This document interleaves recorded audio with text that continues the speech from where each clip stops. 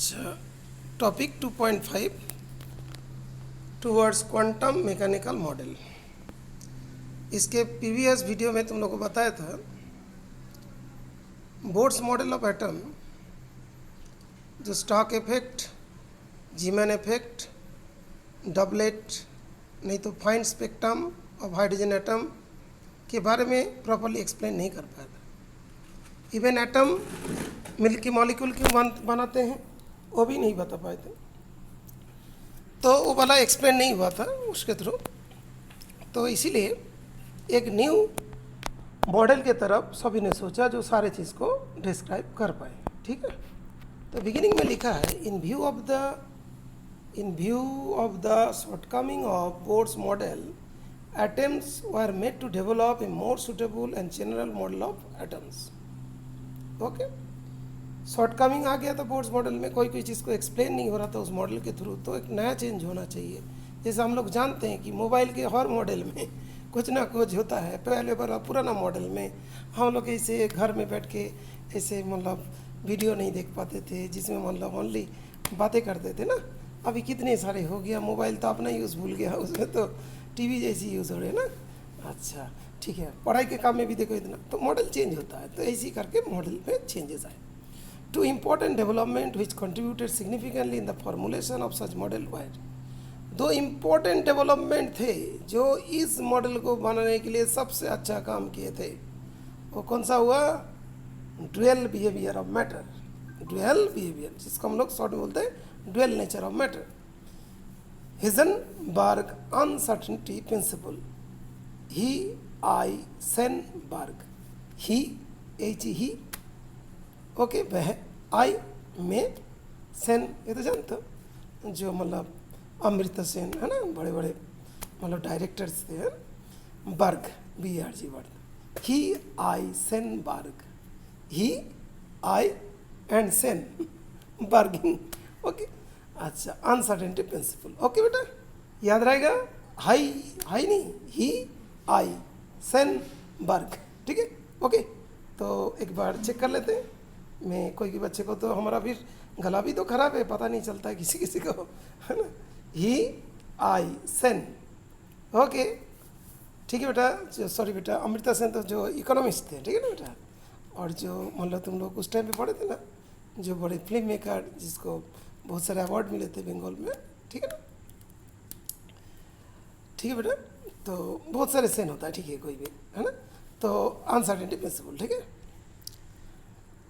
तो मृणाल सेन, है ना, बहुत सारे है सब, है। अच्छा, the French physicist de Broglie, तो क्या नाम है? De Broglie. ओके, इसको अलग तरीका से भी प्रोनाउंसिएट करते हैं, जैसे गूगल में देख लेना, हम तो ऐसे ही बोलते हैं de Broglie. Okay, 1924 propose that matter like radiation should also exhibit dual behaviour. बेटा इसे एक एक लाइन पढ़ेंगे ना तुम बोर हो जाओगे। थोड़ा सा स्टोरी सुनाते हैं बेटा। ये जो नाम देख रहे हैं ना, डी ब्रॉगली, एक्चुअली पहले मैक्स प्लैंक था, पता है ना, प्लैंक्स क्वांटम थ्योरी। तो मैक्स प्लैंक क्वांटम थ्योरी में क्या बताया था कि जो लाइट है, ये जो एल है ना, लाइट, ये क्या था? वेव था, लेकिन ये पार्टिकल जैसे बिहेव कर रहा है ना। जैसे फोटोन को बोला था E equal to H into F, frequency. तो डी ब्रॉगली भी ऐसे करके कुछ पोस्टुलेट्स बना लिए थे। क्या पोस्टुलेट्स था कि जब मतलब क्या बोलते हैं, जैसे वेव पार्टिकल नेचर दिखा रहा है, तो इलेक्ट्रॉन भी क्या होगा, जो है उस तरीका से, जो इलेक्ट्रॉन जो है ना, इलेक्ट्रॉन जो स्मॉल पार्टिकल है, वो भी ड्यूअल नेचर दिखा सकते हैं। Okay, clear. तो उस केस में जो इलेक्ट्रॉन जो है उसके अंदर भी वेव नेचर हो सकता है। ओके, इसके लिए देखो उसने एक मतलब फॉर्मूला दिया था, याद होगा, जो डी ब्रॉगली हाइपोथेसिस में, जो मैं प्रूव करके बता रहा हूँ उस चीज़ को प्रूव किया। तो लैम्डा जो होगा, lambda equals to H upon MB, lambda equals to H upon MB। इसको मैं प्रूव करके बता रहा हूँ, देखो कैसे होगा। तुम लोग जस्ट मैं नॉर्मल चीज़ बता रहा हूँ। E equal to M C square जानते थे बेटा, E equals to M C का स्क्वायर। सी क्या आता है? स्पीड ऑफ लाइट, ठीक है बेटा। और ई इक्वल टू क्या आता है? एस सी बाई लैम्डा, याद रहेगा ना, E equal to M C square, E equal to S C by lambda, दोनों की इक्वेट कर देते हैं, ठीक है, दोनों का भी इक्वेट कर देते हैं। ओके, तो क्या होगा जो है S C by lambda equals to M C का स्क्वायर, ठीक है। सी काट दे, काट दिया, सी काट दिया। तो अभी लैम्डा इक्वल्स टू क्या होगा? एच अपॉन एम सी, है कि नहीं? देखो अभी इसे तो सी तो स्पीड ऑफ लाइट होता है, उसने बोला कि इस जगह पे क्या होगा? वेलोसिटी ऑफ मैटर का होगा, जो पार्टिकल होगी। तो lambda equals to H upon M B, इससे आ गया था मैटर वेव, है ना। जो कोई मटेरियल होगा उसका भी वेव होगी। तो बात होता है, देखो एनसीईआरटी में दो एग्जाम्पल उसमें खड़े कर दिया कि भाई वेव होगा तो दिखना चाहिए। मान लो हम लोग तो जब कोई क्रिकेट बॉल भाग रहा होता है, बॉल को देखते हैं, उसमें वेव का थोड़ी देखते हैं, नहीं देखते हैं ना। उसके लिए एनसीईआरटी ने देखो दो एक्सप्लेनेशन दे दिया। बेटा थोड़ा स्टोरी को फिर दोबारा सुनाते हैं। मैक्स प्लैंक में पहले क्या क्या था, जो लाइट का जो मतलब जो बताया था इक्वल टू एच है, उसमें जो प्लैंक्स क्वांटम थ्योरी जो था उसमें लाइट जो है ना, इवन जो आइंस्टाइन के इक्वेशंस थे ना, फोटो इलेक्ट्रिक एमिशंस, उसमें एकदम प्रूव भी हो गया था लाइट पार्टिकल जैसे बिहेव कर रहा है। तो डी ब्रोगली ने फिर ऐसे ही किया था कि अच्छा ठीक है, ऐसा करके जो जो छोटे छोटे पार्टिकल होगी जैसे इलेक्ट्रॉन, ये भी किसका काम कर सकते हैं? Particle as well as wave का काम कर सकते हैं। तो डुअल नेचर की बात की, और यह भी तुमको बता दिया lambda equals to H upon M भी कैसे करके हुआ नहीं हुआ, ठीक है बेटा। ओके, ठीक है, ज़्यादा डिटेल्स में पढ़ाएंगे तो बोर हो जाओगे बेटा, इसलिए हम किसी को बोर नहीं करना चाहते बेटा। ये देखो बेटा जो बता रहे थे आ गया बेटा, lambda equals to H upon M भी बेटा, एम बी इक्वल्स टू क्या होता है? P for what? मोमेंटम, ठीक है बेटा। क्या बोलते हैं? मोमेंटम। क्या है? मोनूमेंट नहीं मोमेंटम। ओके, ऐसा होते हैं। जैसे कभी कभार ना बोर हो जाते हैं, मोमेंटम को किसने मोनूमेंट लिख देते हैं, जैसे ताजमहल वगैरह ये सब, ठीक है, नॉट लाइक दैट। तो ये क्या? मोमेंटम। ओके, ठीक है, हो गई। तो इसके बाद अरे भाई प्रूफ भी तो करना पड़ेगा, ये तो हाइपोथेसिस था। हाइपोथेसिस के बाद क्या हुआ था कि D ब्रोगली's prediction was confirmed experimentally when it was found that electron beam undergoes diffraction, a phenomena of characteristics of wave। एक बार बता दूं बेटा वेव का कैरेक्टरिस्टिक्स। ओके, डब्लू लिख दूं? यस। 3 बना दूं? यस। जो तुम लोग बार बार पूछते थे सर इंटरफ्रेंस क्या होता है? Interference mixing of energies, interference. Okay, इसी चैप्टर में ही है। और एक होता है डिफ्रैक्शन। डिफ्रैक्शन तो जानती हो, लाइट का प्रॉपर्टीज होती है डिफ्रैक्शन, जो वेव का, जो मतलब 10th क्लास के फर्स्ट पेज में थे, रिफ्लेक्शन रिफ्रैक्शन में। और एक होता है पोलराइजेशन। एक क्या होता है? पोलराइजेशन। पोलराइज लाइट पोलराइज्ड होता है, जैसे जब मान लो कि जो ड्राइवर का सामने जो कांच लगा होता है ना, वो पोलराइड होता है एक्चुअली, उसमें you can see that way. वहाँ से जो जितने भी लाइट्स आते हैं ना, जैसे सडनली हम लोग के ऊपर कोई टॉर्च का लाइट डाल दिया आंखों में, तो हम लोग साइकिल नहीं चला पाते। इतनी तो लाइट ड्राइवर के सामने जो है ये ग्लास है उसमें भी होती है, लेकिन उसमें से का कुछ पर्टिकुलर लाइट को जाने देते हैं, सब लाइट को जाने नहीं देते। इसको क्या बोलते हैं? पोलराइजेशन। लाइट जो होता है ना सर्कुलरली पोलराइज्ड होते हैं, उसके पैरेलल वेक्टर होते हैं, परपेंडिकुलर वेक्टर होता है। पोलराइजेशन जब होते हैं तो एक ही टाइप का लाइट को जाने देते हैं, आइदर पैरेलल को जाना देगा नहीं तो परपेंडिकुलर को जाने देगा। और पोलराइड के थ्रू जब लाइट जाएगा, लाइट का इंटेंसिटी आधा हो जाएंगे करीब, हो गए। इसके लिए डिटेल्स में पोलराइजेशन के बारे में 12th क्लास के फिजिक्स में पढ़ोगे। अच्छा, तुम लोग को बार बार ही लगेगा अरे सब जगह पे सभी में ऐसे ही बोलते हैं, बाद में पढ़ोगे बेटा, बाद में पढ़ोगे। अभी पढ़ना है तो अभी में पढ़ा देते, ठीक है ना, लेकिन इसको तो पढ़ा लेते। अच्छा ठीक है, अच्छा ओके बेटा, तो ये चीज़ हो गया। पोलराइड बनाने के लिए क्या होता है कि पोलराइड बनाने के लिए, पोलराइड के जो बात होता है ना, एक प्रिज्म्स का नाम होते हैं, ठीक है ना, प्लेन पोलराइज लाइट बनाते हैं।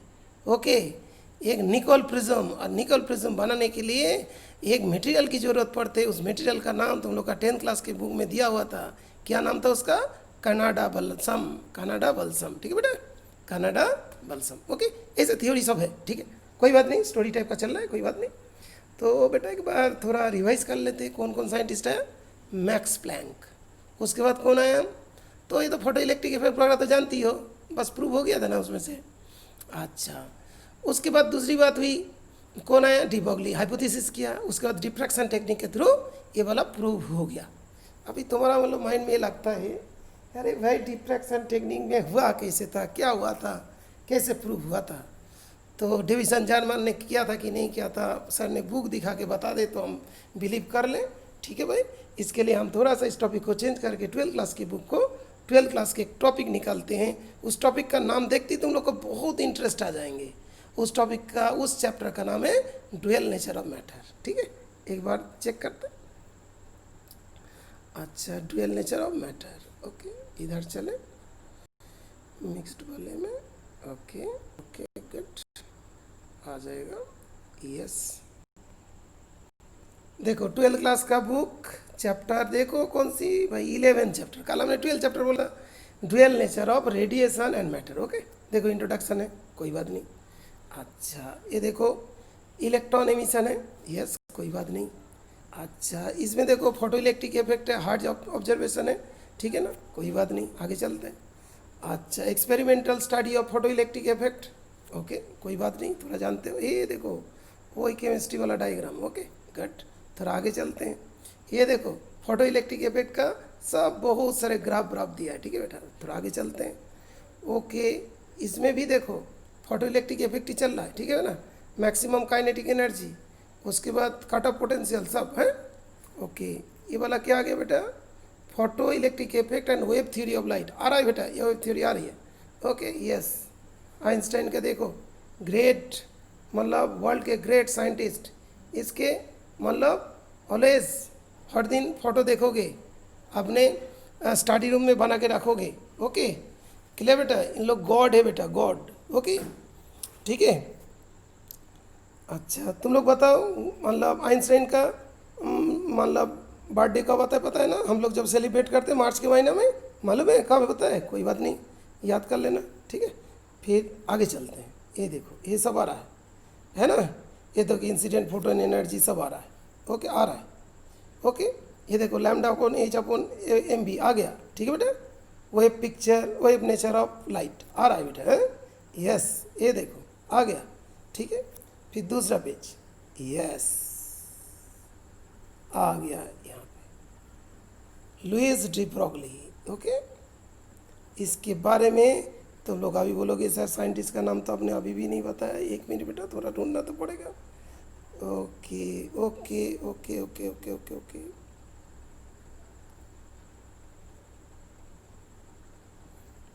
ये देखो लैम्डा वाला बोला ना, प्लैंक्स कांस्टेंट की रिस्पेक्ट में P cos two H upon C, ये सब चीज़ आ गया। मोमेंटम, ओके, मोमेंटम आने के बाद चलते, थोड़ी सी और चलना पड़ेगा।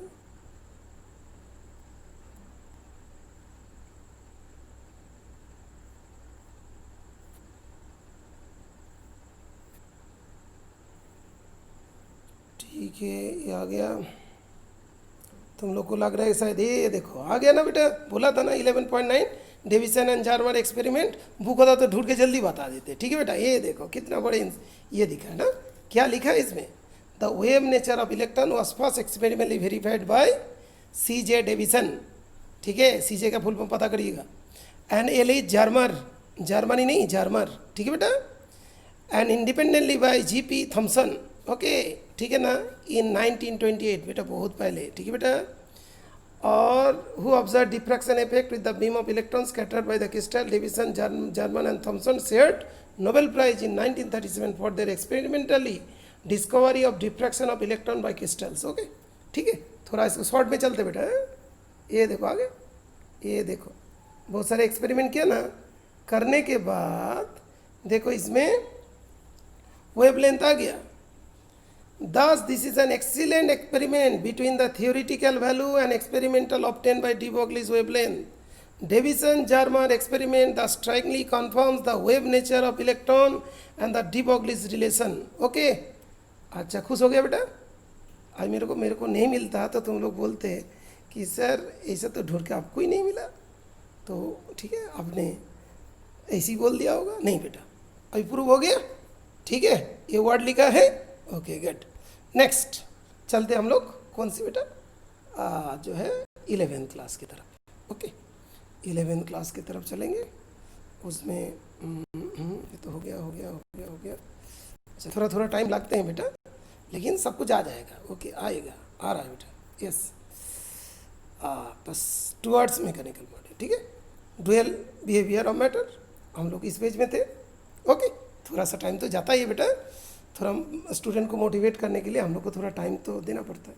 अच्छा ओके नेक्स्ट देखो, एक प्रॉब्लम बताया कि आज डीबॉगली ने बोला वेव है, भाई वेव है तो जब मतलब वेव क्यों नहीं दिखाई देते हैं। ओके तो अभी ये जो मैटर वेव की बात है, ये तो क्रिकेट बॉल का भी होना चाहिए, इलेक्ट्रॉन की भी होना चाहिए, ठीक है ना। जब ये बात आई तब देखो एनसीईआरटी में एक क्वेश्चन दिया है, what will be the wavelength of a ball of mass 0.1 kg moving with velocity 10 metre पर सेकेंड। मान लो क्रिकेट का बॉल होगा तो तुम तो इसके ज़्यादा स्पीड में उसको फेंक दोगे, ठीक है कोई बात नहीं, कितना फेंकोगे, ज़्यादा से ज़्यादा इसके होगा तो इससे ज़्यादा मतलब उसके डबल हो जाएंगे, लाइक दैट। ओके अच्छा तो according to de Broglie's equation lambda equals to h upon mv, तो लैम्डा का वैल्यूज कितना हुआ 10⁻34 मीटर में है। इसको तो कोई देखना भी मुश्किल है, इतना छोटा को भी देखा ही नहीं देगा, पार्टिकल को दिखाई देगा लेकिन वेव नहीं।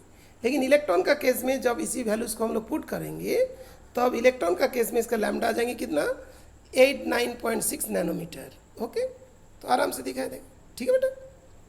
अब इस तरीक़ा से फोटोन का मास भी निकल जाएगा, m equals to h upon mv, कितना आ रहा है 6.135 10⁻29 kg। ओके तो ये हो गया जो चीज़ें मैक्स प्लैंक की जो बात थी, जो क्वांटम थ्योरी था, जो वेव को पार्टिकल बोला गया था।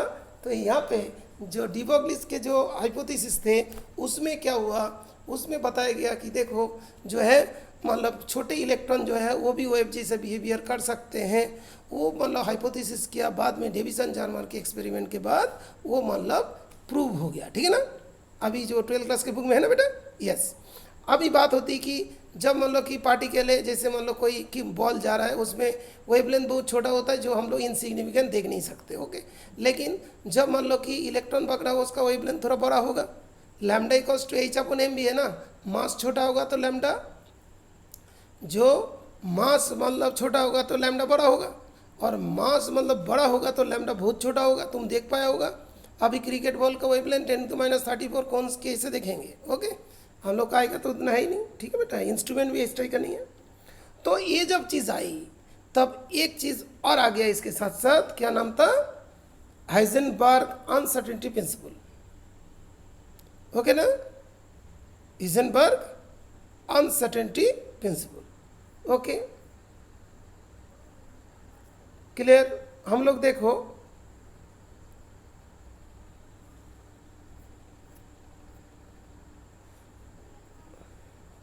ये था ना Heisenberg uncertainty dual behaviour of matter आ गया, उसके बाद हाइजेनबर्ग अनसर्टेनिटी प्रिंसिपल। अच्छा बताओ, जैसे कोई चीज़ मान लो कोई बैठे हैं तो उसका स्पीड कैसे बनेंगे। अच्छा साइमल्टेनियसली किसी चीज़ का स्पीड एंड पोजीशन हम लोग मेजर नहीं कर सकते, ठीक है बेटा। अच्छा तो speed and that is momentum, दोनों मेजर, मोमेंटम मतलब क्या, वेलोसिटी क्या बात है, मास तो वही है, ठीक है ना। तो उसके बारे में तो जो है हाइजेनबर्ग ने एक अनसर्टेनिटी प्रिंसिपल दिया था। It states that it is impossible to determine simultaneously that exact position and exact momentum or velocity of the electron. Okay? जैसा तुम बोलोगे कि ठीक है मैं न्यूज़ भी देखूंगा, खाना भी खाऊंगा, ठीक है ना, एक साथ दोनों काम करेंगे, बेटा थोड़ा आगे पीछे तो हो ही जाएगा ना, अनसर्टेनिटी है। मैं गाना भी सुन रहा हूँ, पढ़ाई भी कर रहा हूँ, तो पता तो चल ही जाता है कि एग्ज़ाम में रिजल्ट कितनी होती है, ठीक है ना। ओके तो सेम है भाई, पोजीशन भी देखेंगे, उसका वेलोसिटी भी देखेंगे, दोनों चीज़ को एक साथ साथ नहीं कर पाएंगे, ठीक है ना। इसे तो बड़े बड़े साइंटिस्ट थे, उसके बारे में एक देखोगे वैल्यूज़ दिया है, डेल्टा एक्स मतलब पोजीशन के बारे में, डेल्टा पी एक्स, और एक्स पोजीशन के रेस्पेक्ट में जो मोमेंटम हुआ उसका प्रोडक्ट ऑलवेज ग्रेटर और इक्वल्स टू h अपॉन 4π होगा। तो मिनिमम क्या होगा h अपॉन 4π। जो भी क्वेश्चन होगा हम लोग मिनिमम लेके सॉल्व कर लेंगे, ठीक है बेटा। इस तरीका से एक वैल्यूज उसने दी है, ठीक है बेटा। तो सिग्निफिकेंस ऑफ अनसर्टेनिटी प्रिंसिपल क्या हुआ बेटा, इसमें हमने डिटेल्स में नहीं पढ़ा है, बोर हो जाओगे, इसीलिए हमने ऊपर ऊपर बताया, तुम लोग डिटेल्स में पढ़ के अंडरलाइन करके मेरे से पूछ लेना, ठीक है बेटा। सिग्निफिकेंट आंसर तो देखो उसमें लिखा है principle that it rules out existence of definite path और trajectories of electron and other similar particles. Okay, तो जो फिक्स्ड ऑर्बिट की बात कर रहे थे, ऑर्बिट की बात अभी ख़त्म हो गया कि इसको हम लोग नहीं कह सकते। उसके लिए क्या हुआ, उसके लिए फिर आ गया क्वांटम मैकेनिकल मॉडल, और उसमें आया था कि हम लोग प्रोबेबिलिटी फाइंड कर सकते हैं, एग्जैक्ट फाइंडिंग उससे प्रोबेबिलिटी होगी, प्रोबेबिलिटी ऑफ फाइंडिंग इलेक्ट्रॉन जहाँ पे मैक्सिमम होगा उसका नाम दिए देता उस पेज में, उसका नाम क्या था, दैट इज ऑर्बिटल। ओके बेटा, क्या हुआ, ऑर्बिटल। थोड़ा सा और थोड़ा सुन लो, सुनने में क्या है बेटा, पूरी सनी थोड़ी है सुनने में, थोड़ी सी सुना देते बेटा। तो इसमें कुछ मतलब फार्मूलाज वगैरह होगा, तो मतलब वैल्यूज होंगे और reasons for failure of Bohr model यहाँ पे इसके बाद आएगा। उसके बाद एक साइंटिस्ट आएगा, क्वांटम मैकेनिकल मॉडल, जो देखोगे एक लिखा है देखो, स्कॉन्डिंजर, एक साइंटिस्ट का नाम और बता देता हूँ, स्कॉन्डिंजर वेव इक्वेशन। ये जो वेव इक्वेशन मतलब मैथमेटिकली सारे चीज़ को बताया था। ये एक देखोगे साइज है एक त्रिशूल जैसा लग रहा है, जो मतलब त्रिशूल का तो नाम सुना होगा, ठीक है ना, त्रिशूल जैसे लग रहे हैं। ओके, तो ठीक है, जैसे मान लो कि इस टाइप का साई का सिंबल, जैसे मतलब याद रखने के लिए बता रहा हूँ। ओके, इस इक्वेशन के थ्रू क्या हुआ, पूरे जो है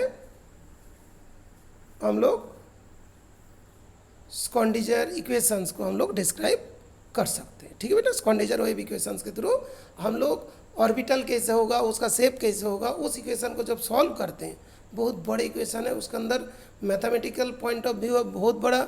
स्कॉन्डिंजर वेव इक्वेशन छोटा करके लिखा है हमने, बड़ा करके भी एक दिन लिख देंगे। ओके, लेकिन अभी छोटा करके बता रहा हूँ। इसको सॉल्व करने के बाद हर चीज़ का वैल्यूज निकल के आ जाते हैं। एन का वैल्यू प्रिंसिपल क्वांटम नंबर उसका क्या होगा, एल का क्या होगा, एम का क्या होगा, सब कुछ आ जाएगा। एन क्या होता है बेटा, प्रिंसिपल क्वांटम नंबर। एल क्या होता है, एजिमुथल क्वांटम नंबर। एम क्या होता है, magnetic quantum number. Okay, N जो एनर्जी के रेस्पेक्ट में बताते हैं, एल क्या बताते हैं उसका शेप के बारे में, एम क्या बताते हैं ओरिएंटेशन के बारे में बताएंगे भाई, है ना, P X P Y P Z.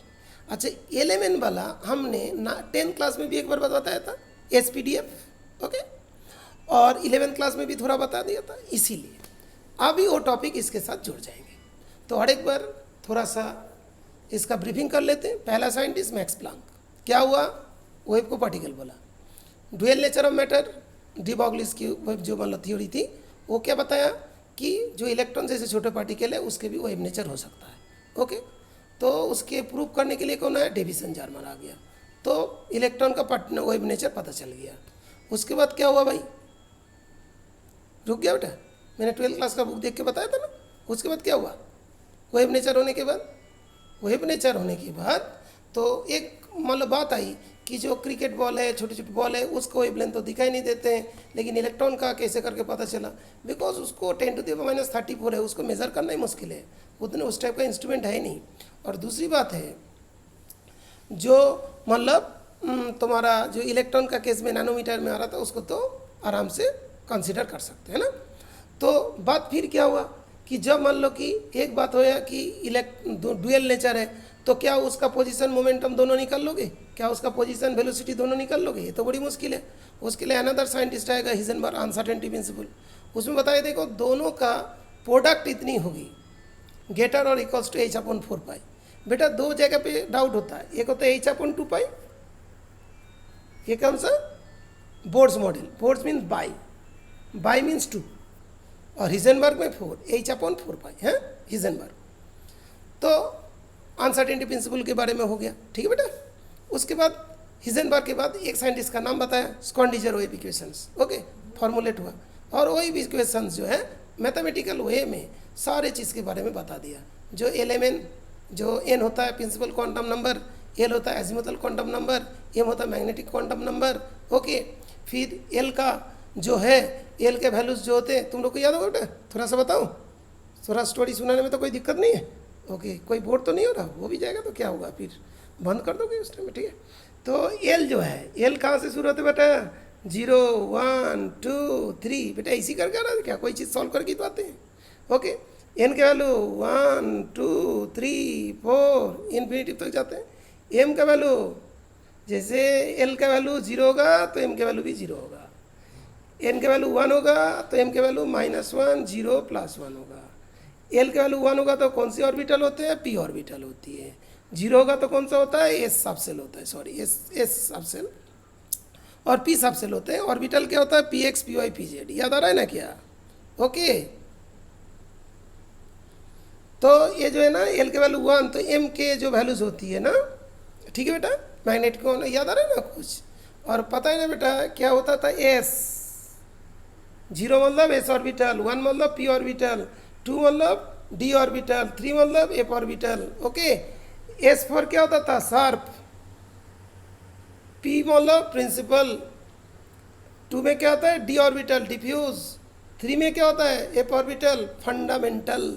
यहाँ पे मेंटल हो गया, ठीक है बेटा, कोई बात नहीं, मेंटल वर्ड आ गया तो बंद करते हैं, ठीक है बेटा। ओके, थोड़ा बहुत तो समझ में आ गया होगा, नहीं आया तो कोई बात नहीं, मैंने होमवर्क कुछ नहीं दिया, स्टोरी सुन लो, फिर बाद में इसके बाद नेक्स्ट वीडियो में होमवर्क देंगे। ओके, क्लियर, बोर मत होना।